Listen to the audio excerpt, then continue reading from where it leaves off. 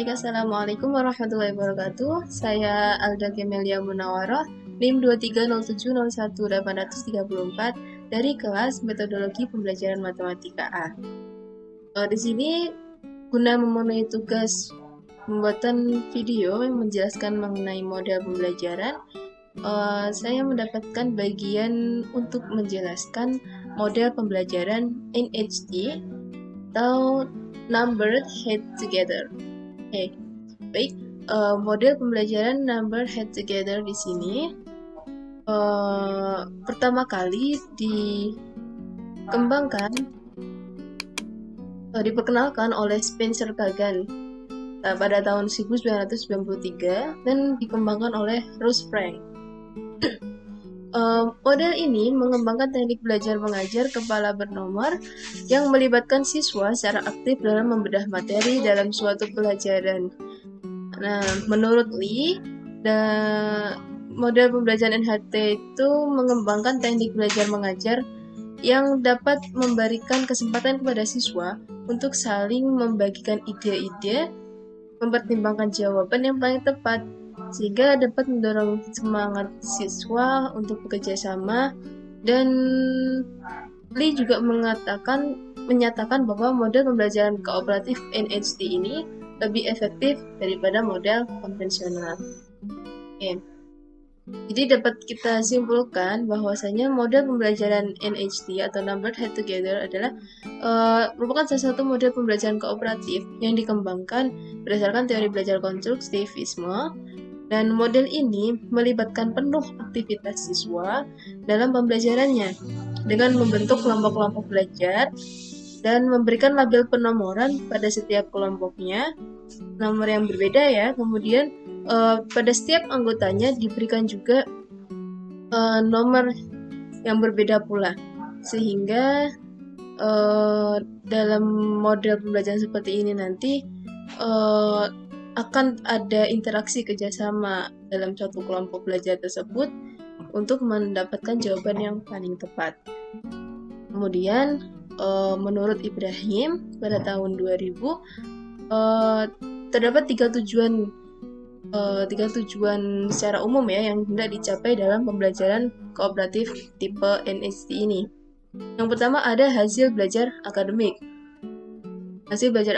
struktural, kemudian pengakuan adanya keragaman, dan yang terakhir pengembangan keterampilan sosial. Jadi hasil pembelajaran akademik struktural ini meningkatkan kinerja siswa dalam tugas-tugas akademiknya. Sedangkan untuk pengakuan adanya keragaman, di sini dapat tercermin dari bentuk kerjasama siswa dalam kelompok belajar tersebut. Dengan kerjasama itu, maka siswa secara tidak langsung belajar untuk dapat menerima perbedaan yang ada pada teman-temannya. Seperti itu. Kemudian pengembangan keterampilan sosial. Di sini juga terlihat dari adanya kerjasama, interaksi sosial yang terjadi itu dapat interaksi sosial yang ada, itulah yang menjadi tujuan dari model NHT ini. Kemudian langkah-langkah atau sintak.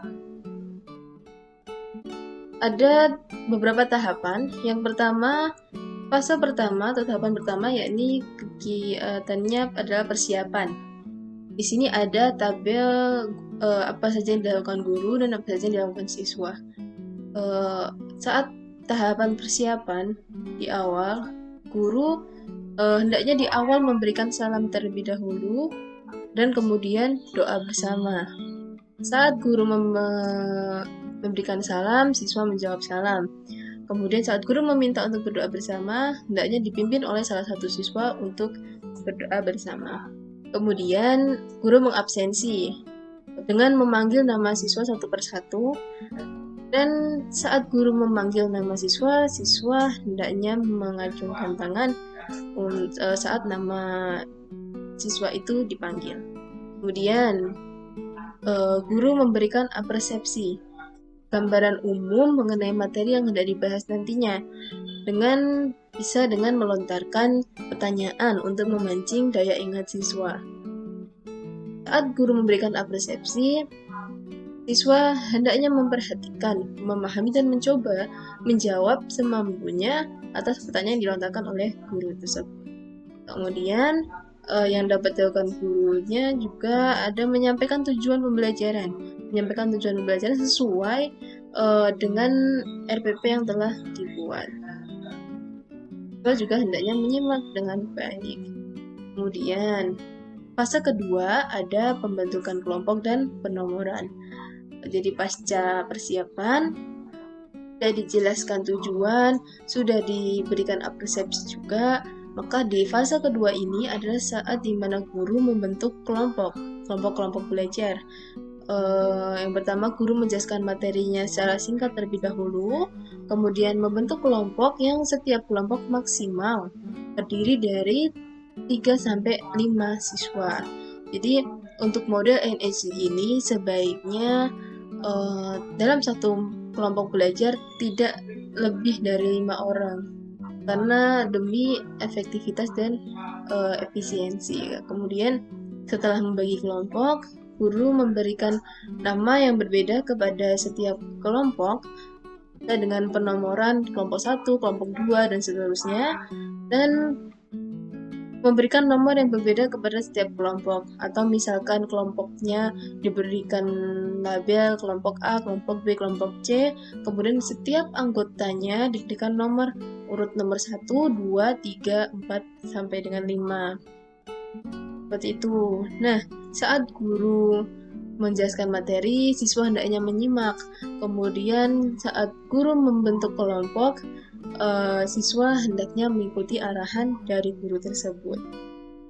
Oke, selanjutnya tahapan yang ketiga atau fase yang ketiga adalah membimbing kelompok. Guru memberikan fasilitas belajar seperti modul atau buku referensi, ya biasanya kita juga menggunakan LKS kepada masing-masing kelompok sebagai pegangannya. Kemudian saat guru memberikan fasilitas, tiap kelompok memeriksa kelompoknya sendiri sudah memegang, sudah mendapatkan atau belum. Kemudian fase yang keempat yakni diskusi masalah. Di sini adalah fase di mana kelompok-kelompok belajar tersebut diberikan waktu untuk mendiskusikan, mengkaji, dan membedah materi yang telah dibagikan. Guru mengawasi dan membimbing serta menilai aktivitas siswa dalam kelompok. Jadi tidak hanya mengawasi kelompoknya, tapi juga menilai masing-masing individu dalam kelompok tersebut. Dan hal ini sebaiknya guru berkeliling di lingkungan kelas tersebut. Kemudian saat guru mengawasi, siswa tadi dalam kelompok belajarnya hendaknya melakukan diskusi aktif dengan teman satu kelompoknya. Sebaiknya tidak hanya ikut nimbrung, tetapi turut andil bersuara, berpendapat, ikut berdiskusi aktif seperti itu. Kemudian fase yang kelima ada memanggil nomor anggota. Di sini adalah fase setelah waktu diskusi oleh siswa itu berakhir. Setelah diskusi selesai, kemudian guru menyebutkan salah satu nomor dari anggota kelompok itu secara acak. Misalkan guru menyebutkan nomor 1, berarti masing-masing kelompok yang anggotanya bernomor 1, ia maju ke depan kelas. Seperti itu. Nah, saat guru menyebutkan salah satu nomor secara acak tersebut, siswa dengan nomor yang sama dari masing-masing kelompok maju ke depan kelas untuk menyampaikan hasil diskusi belajarnya. Kemudian guru meminta kelompok lain untuk menanggapi penampilan dari perwakilan kelompok tersebut. Setelah siswa yang dipanggil tadi selesai menyampaikan hasil diskusinya, kemudian guru meminta kelompok yang lain untuk menanggapi dan juga memberikan kesempatan kepada siswa untuk mengajukan pertanyaan terkait hal-hal yang belum dimengerti. Saat guru meminta kelompok lain untuk menanggapi, jadi masing-masing kelompok minimal ada satu anggota yang memberikan tanggapan atas hasil diskusi kelompok lainnya. Kemudian saat guru memberikan kesempatan kepada siswa untuk mengajukan pertanyaan terkait hal yang belum dimengerti, maka hendaknya sebaiknya siswa menanyakan jika memang ada hal yang dirasa sukar dipahami. Kemudian fase yang keenam atau tahapan yang keenam yaitu kesimpulan. Menarik kesimpulan ya. Jadi guru bersama dengan siswa menyimpulkan materi yang telah dipelajari.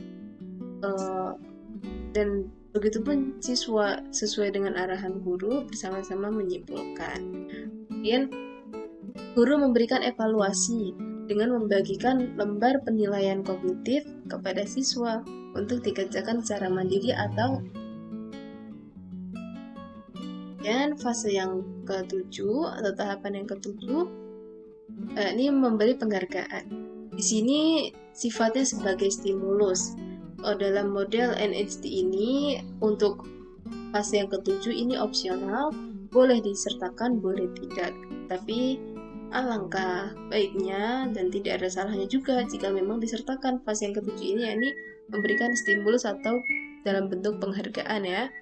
Guru memberi penghargaan kepada siswa dan juga kepada kelompok yang terbaik sebagai wujud stimulus belajarnya.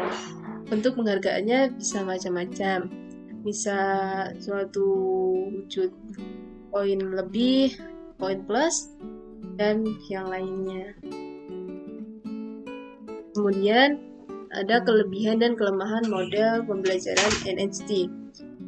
Kelebihan dari model pembelajaran Numbered Head Together atau NHT diantaranya adalah model NHT ini dapat mempengaruhi kemampuan berpikir kritis dengan efek size yang cukup besar, yakni 76% lebih baik daripada pembelajaran konvensional. Ini menurut penelitiannya Widya ya, dalam jurnal Widya tahun 2016. Jadi karena dalam model pembelajaran NHT ini siswa berperan aktif, bekerja sama dengan teman lainnya untuk saling bertukar ide, gagasan untuk memecahkan suatu masalah sehingga mendapatkan jawaban yang paling tepat, maka kemampuan berpikir kritis siswa ini jauh lebih terasah, jauh lebih terdidik, sehingga efek size-nya sangat lebih besar daripada pembelajaran konvensional. Kemudian, model NHT ini dapat membentuk dan meningkatkan kemampuan berpikir kritis siswa. Ya, dapat melatih dan meningkatkan keterampilan siswa. Karena tidak hanya ia sendiri, tidak hanya satu siswa saja yang berperan, melainkan banyak siswa dalam satu kelompok. Hingga keterampilan sangat diperlukan. Kemudian, dapat membentuk karakter pribadi siswa yang mampu menghargai teman lainnya. Dalam model pembelajaran NHT ini, seperti yang sudah dijelaskan tadi, mengharuskan siswa untuk bekerja sama, membangun individu dan juga kelompok demi menyelesaikan permasalahan dan mendapatkan jawaban yang paling tepat. Dengan demikian, secara tidak langsung siswa akan terlatih untuk menghargai perbedaan di antara teman-temannya.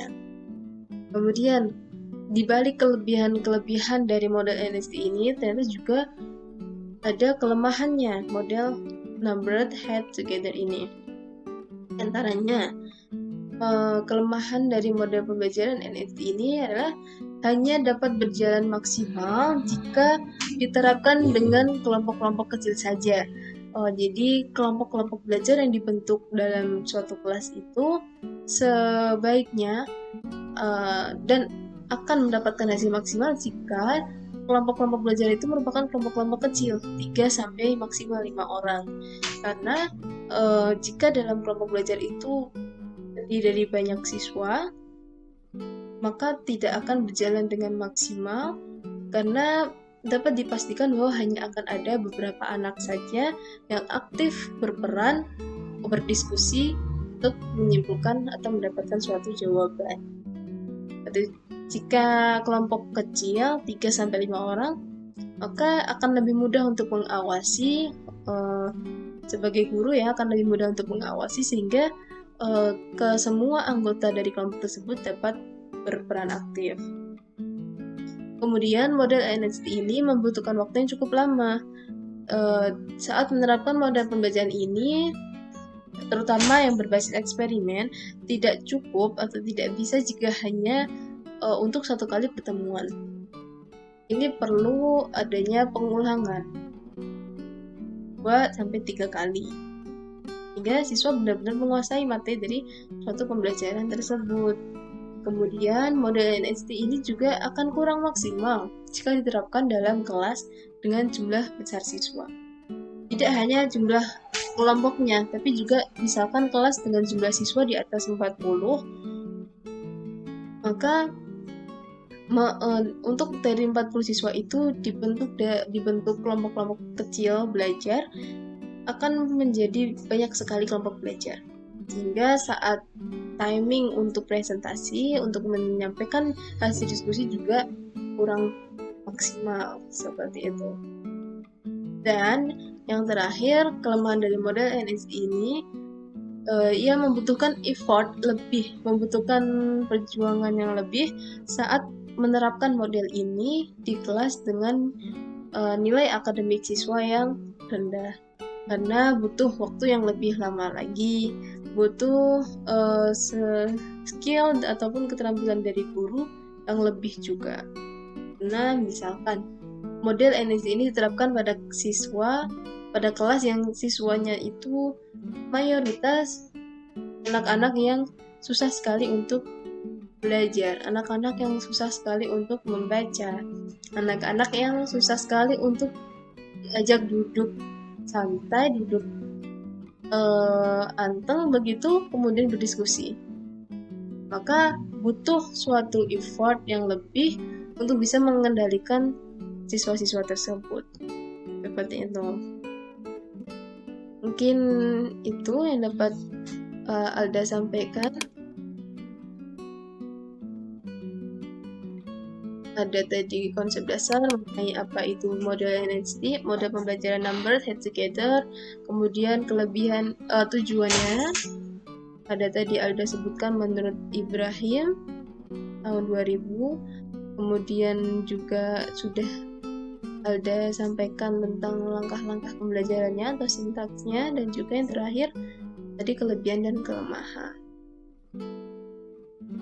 Oke, itu saja yang dapat Alda sampaikan. Kurang lebihnya Alda mohon maaf. Terima kasih. Wassalamualaikum warahmatullahi wabarakatuh.